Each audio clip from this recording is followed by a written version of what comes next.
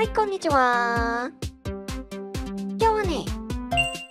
古代ロボットとの遭遇やっていきたいと思います。直近のアップデートで実装されたロボット、こいつを探しに行こうってな話なんだけど、前回作った飛行機もあるので、こいつで旅をしていこうかな。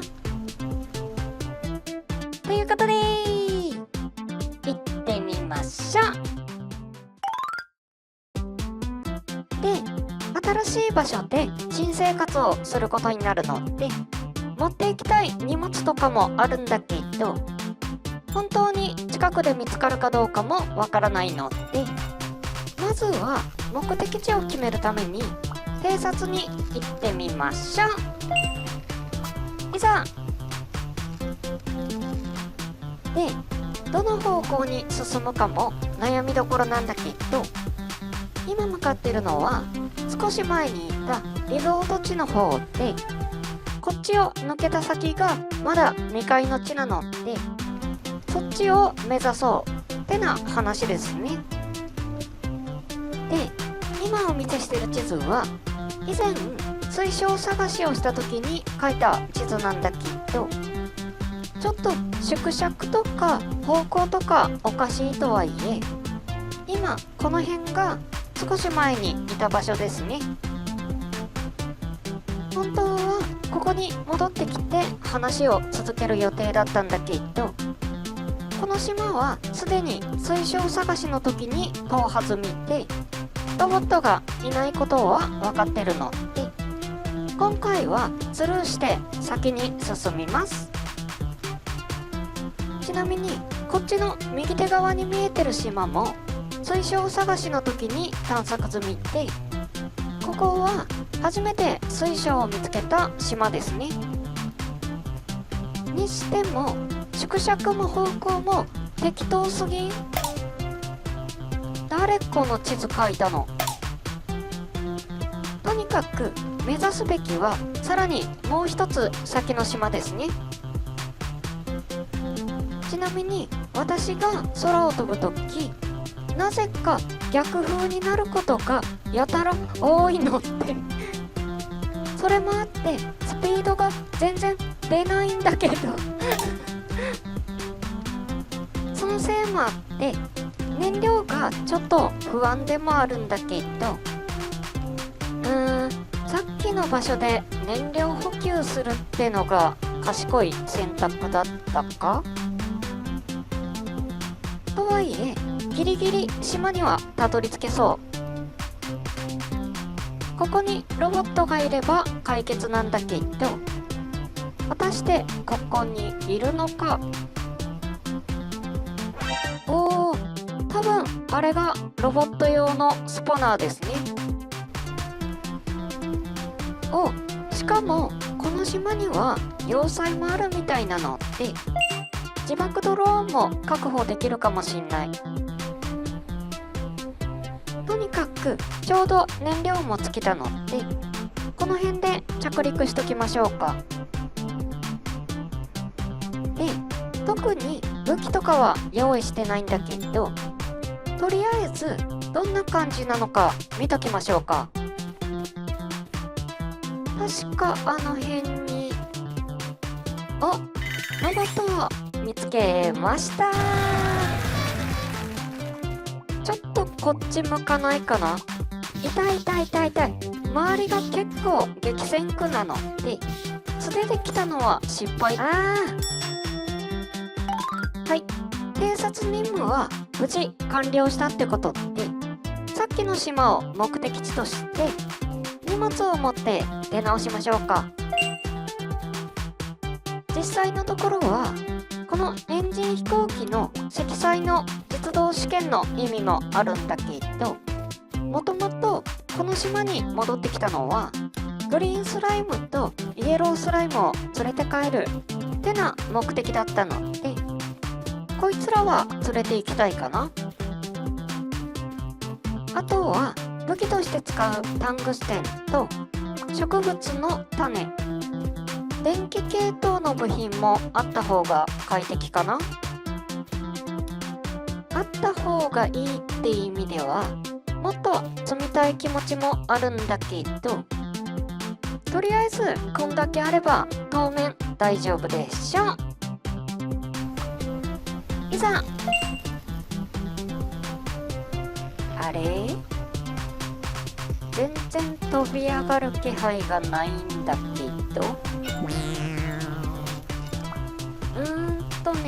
これたまたま風向きが悪かったり、エンジンが温まりにくかったり、運悪く飛べないってこともありうるんだけど、何回試しても飛べないんだよね。さっき飛べた手応えと今までの勘からすると、この程度の荷物で飛べなくなるってのは考えにくいんだけど、全然ダメですね。で、荷物を外すとちゃんと飛べるし、減らすと浮かぶくらいの動きはするので、多分積載のバランスが悪い。はい、結構頑張ったんだけど、明確な原因は断定できてないですね。多分バランスの問題で、細かくやっていけばいくつかの荷物は持っていけたんだろうけど、結論としてはゴムの実だけを持っていくことにしました。今回こいつは主役じゃないし、早くロボットと遊びたいんでね。とにかくこれでいざ。で、荷物にゴムの実を選んだのは、軽くって飛行の邪魔にならないってのが一番の理由なんだけど、なおかつあっちの島にないことがほぼ確定してるってことですね。どのみちリゾート地まで移動さえできれば、一通りの資材がある上に大量の資材を運搬できる乗り物も置いてあるので、必要になったらリゾート島に渡ればいいってのもあるんだけど、逆にリゾート地にない資材が利用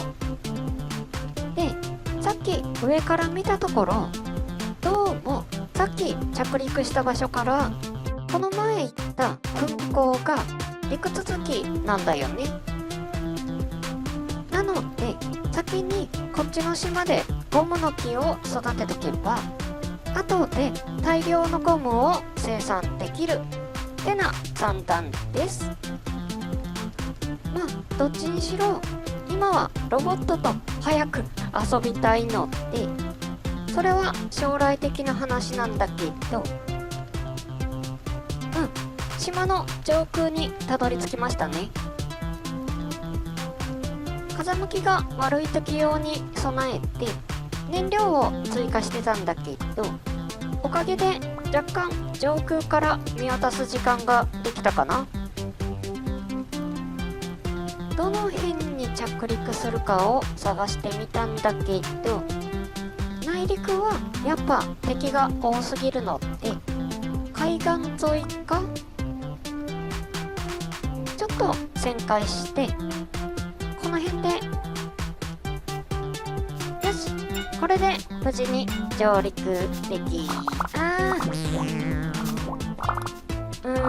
まあ羽を何枚か取られた程度なので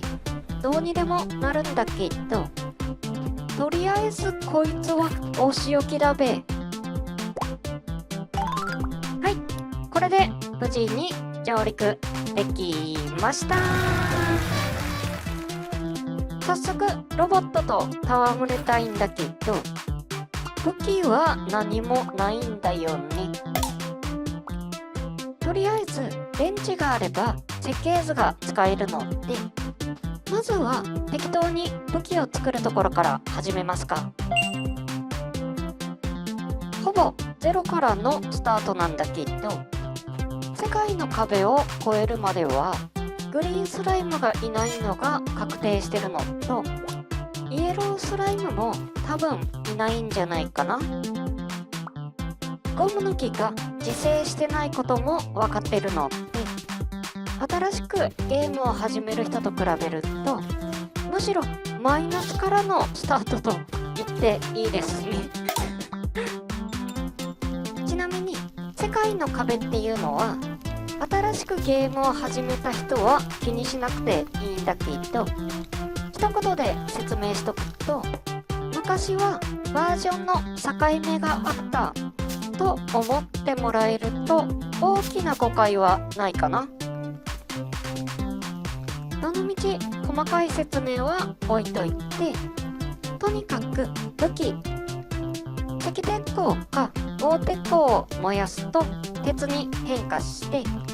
これを熱いうちに叩くと伸ばしたりできるんだけど、あらかじめ伸ばした鉄が設計図に入ってるので、これを使います。多分これドリル戦車の部品だな。とにかくこれで間に合わせの武器ができました。これでロボットと戦えるか？あのスポナーから枠みたいなんだけど、出た！なんか見た目からして怖いんだけど。っていうか体力少ないな。先に回復しといて。っていうか2体湧いた。話せばわかる？無理！また湧いた。くらえ！お、簡単に転びますね。見た目が怖いだけか。